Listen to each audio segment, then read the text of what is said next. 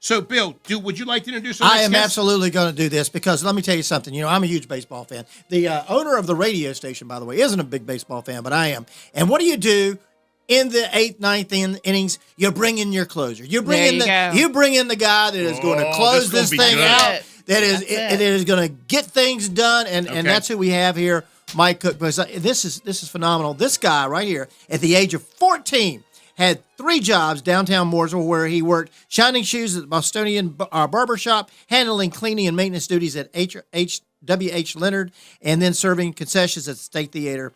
And then in 1990, he took a bold step and purchased the funeral home with his partner, James Houston. But, Mike, you were recently, about 3 months ago, recognized as the Lake Norman Chamber Business Person of the Year, and you stood up there and you talked about what you were taught by the previous owners of the funeral home. Wait a minute. Wilton, give me the clap on the Business Owner of the Year. The lessons that they taught you, and it was fun. I mean, everybody there in the Peninsula Club listening to you talking about that was inspirational. Talk about, some of those early leadership lessons that you learned. Well, for me, early leadership lessons, and I guess the guide to my life is that life's about relationships, and it's full of opportunities and possibilities. The Cavin family was very supportive of me when they brought me in as a 17-year-old. I moved into the funeral home when I was 17 years old. Had my own little room, my own little bedroom, and my own bathroom, which was a big break. You lived there? Kid. I lived there, wow. Main Street, Mooresville. Really? My senior year in high school, moved in, sure did. I had been living. My grandmother had moved back from New Orleans. She lived a block away, and they offered me the job, and I jumped on it. I'd been wanting to work there for years.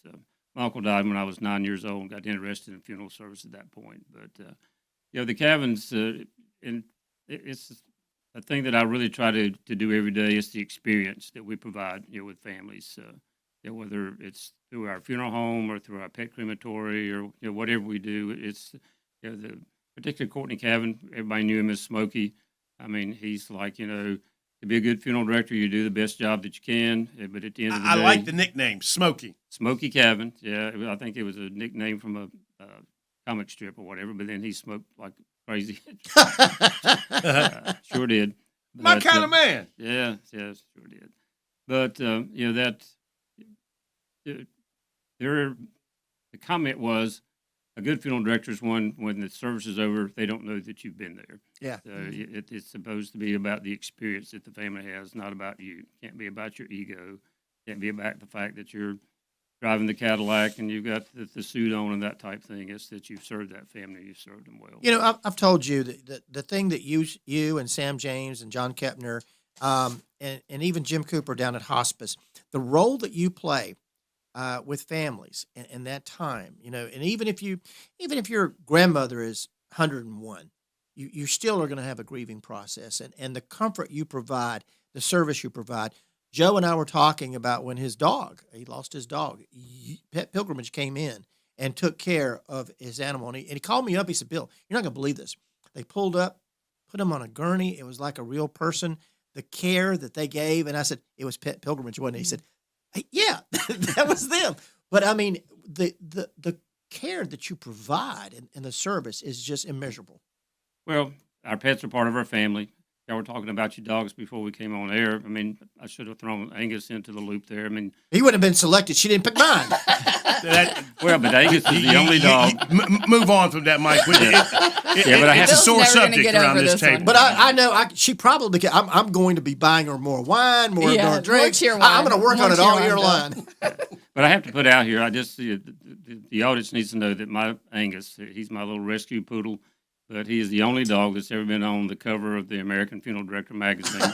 I was American Funeral Director of the Year in 2019 when the gentleman in the final interview told me that I'd been selected and wanted to know about a picture. I said, well, the picture that I really like is a picture with my dog Angus. And he said, I don't know that I've ever had a dog on the front cover, but send it to me. And so Angus is on the front cover, so as well he should be. When did you start doing cremation for dogs? 2008. Okay. I remember, I think, interviewing you or talking to you when you were just getting started. What was the thought process or the planning stages of deciding to bring something like that on board?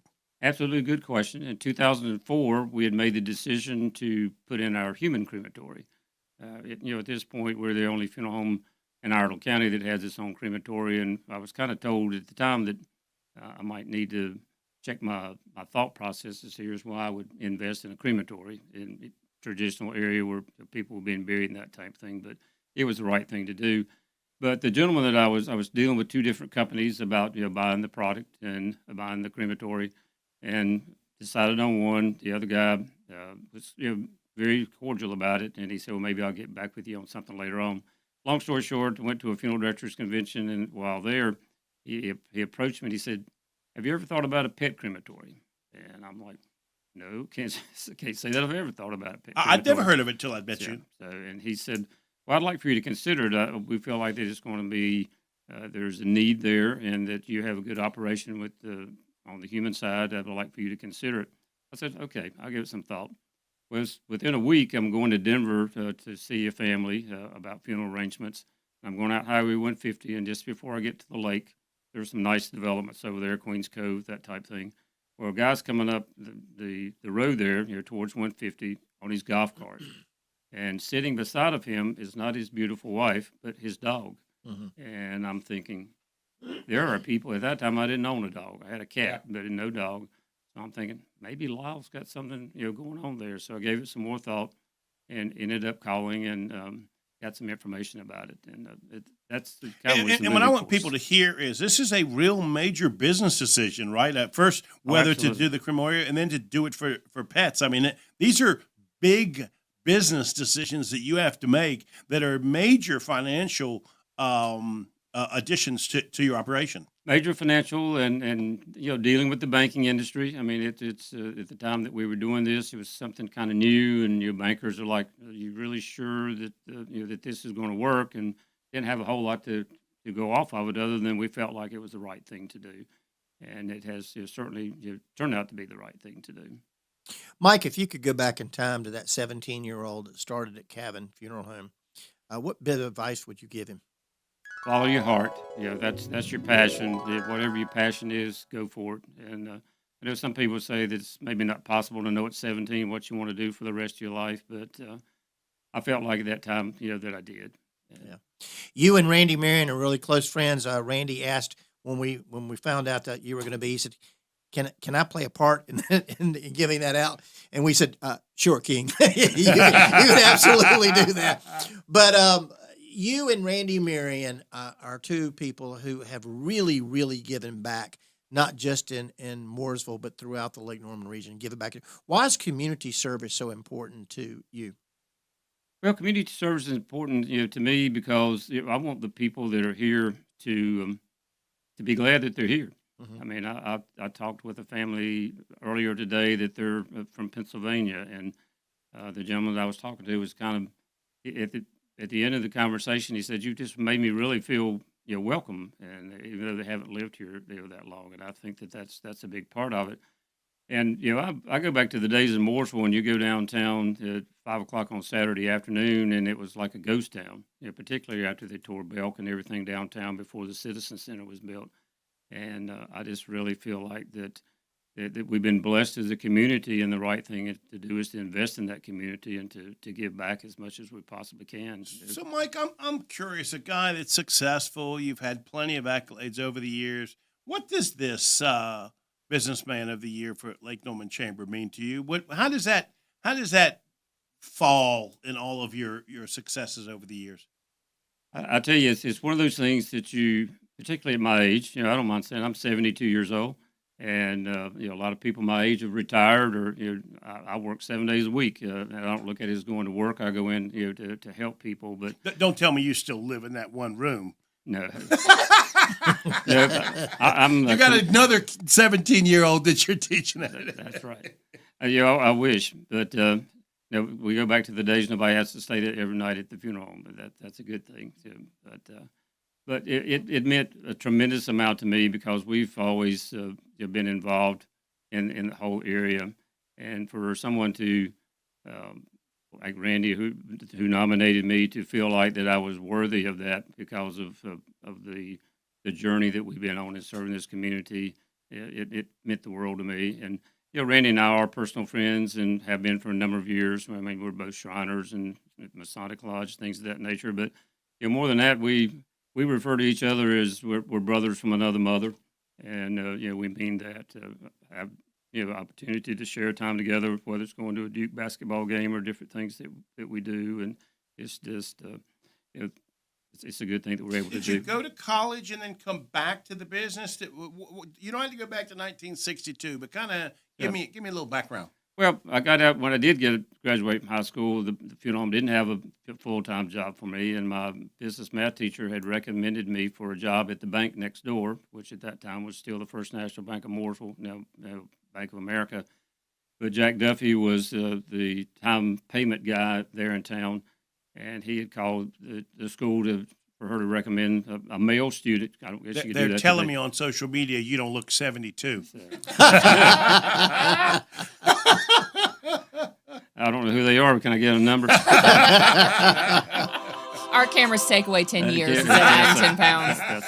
Yeah, they tell me that at the funeral home too. So, but no, had an opportunity to go to the work at the bank because he didn't have a full-time job for me. And then, when I did finally get that opportunity 3 years later, I was going to Central Piedmont Community College, majoring in accounting. I figured my next thing in life would be in a CPA if I wasn't going to be able to do the funeral home thing.